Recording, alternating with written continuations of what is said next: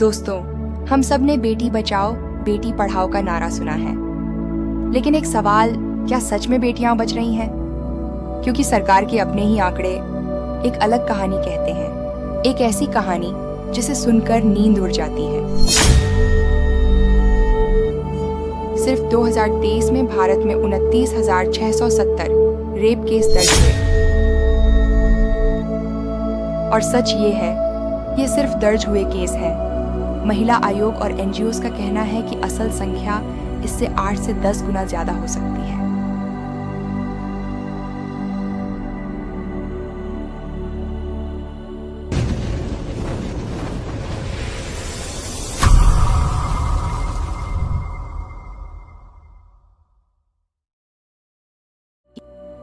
NCRB और विभिन्न राज्यों की रिपोर्ट बताती है कि हर 100 रेप केस में लगभग 10-12 केस ऐसे होते हैं जहां पीड़िता की मौत हो जाती है। या तो हमला इतना क्रूर होता है या अस्पताल तक पहुंचने में इतनी देर, क्योंकि ज्यादातर केस दर्ज ही नहीं होते। डर, धमकी, समाज और पुलिस के रवैये के कारण। अब जरा उम्र के हिसाब से देखें, ये आंकड़े और भी खून खौला देते हैं। 0 से 12 साल की बच्चियां 11% मामले, 12 से 18 साल 18% मामले, 18 से 30 साल 52% मामले, 30 से ऊपर 19% मामले, यानी देश में हर 3 में से 1 रेप में पीड़िता नाबालिग होती है और हर 10 में से 1 मामला सिर्फ 10-12 साल की बच्चियों का। ये सोचकर ही दिल कांप जाता है। अब एक और डरावनी बात, हर साल लगभग 3,000 से ज्यादा लड़कियां रेप के बाद जीवित नहीं बच पाती, लेकिन ये डेटा अलग अलग श्रेणियों में बंट जाता है। हत्या, पोस्को, अत्याचार, इसलिए लोग असली तस्वीर नहीं देख पाते। अब बात करते हैं एफआईआर की। कागजों में लिखा है पुलिस हर शिकायत लेगी, लेकिन जमीनी हकीकत? नेशनल फैमिली हेल्थ कहता है रेप की 70% शिकायतें पहली बार में पुलिस दर्ज ही नहीं करती। कभी बहाने, कभी रिश्तेदारी का मामला बताकर, कभी सोच लो बदनामी होगी जैसा डायलॉग सुनाकर। और उन केसों में जो दर्ज हो भी जाते हैं, वहां भी तस्वीर अच्छी नहीं है। 2023 में दर्ज कुल रेप केस 29,670, जिनमें पुलिस ने तय समय पर चार्जशीट दायर की।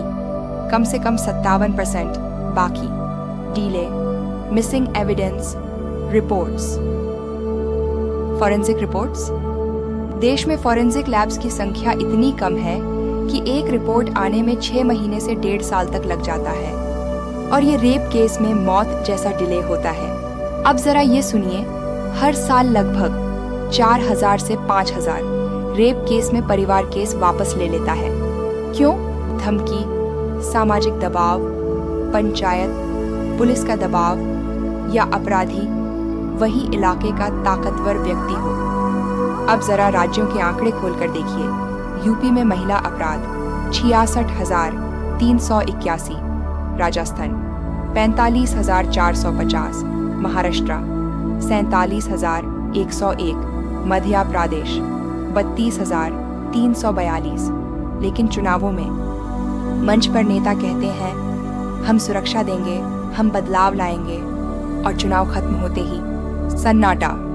निर्भया फंड 2012 के बाद सरकार ने करोड़ों रुपए का फंड बनाया, पर असली उपयोग 70% बताया गया। असलियत, कई राज्यों ने पैसे छुए तक नहीं, और जो राज्य इस्तेमाल कर रहे हैं वहां पैसा ज्यादातर किसी और काम में divert, CC camera, street light schemes या फिर कागजी रिपोर्टों में।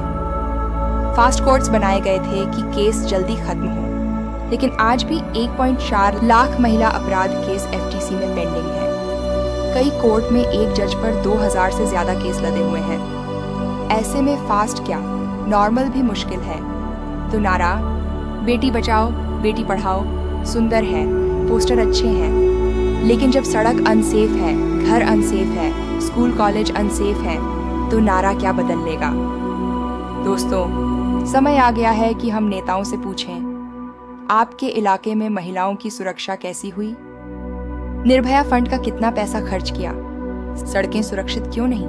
फॉरेंसिक लैब्स इतने कम क्यों? फास्ट ट्रैक कोर्ट्स में जज क्यों नहीं? और हर साल हजारों केस पेंडिंग क्यों?